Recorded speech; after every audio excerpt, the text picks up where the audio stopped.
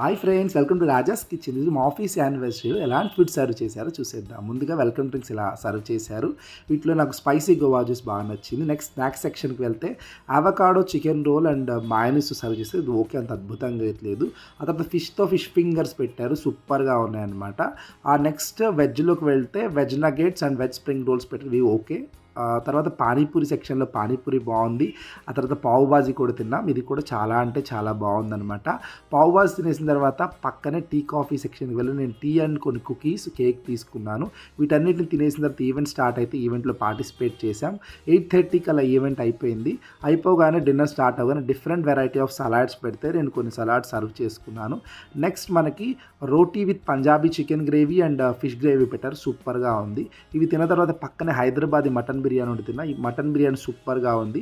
బిర్యానీ తిన్న తర్వాత ఫైనల్గా డిజర్ట్స్తో నా డిన్నర్ ఇలా ముగిసింది. Thank you.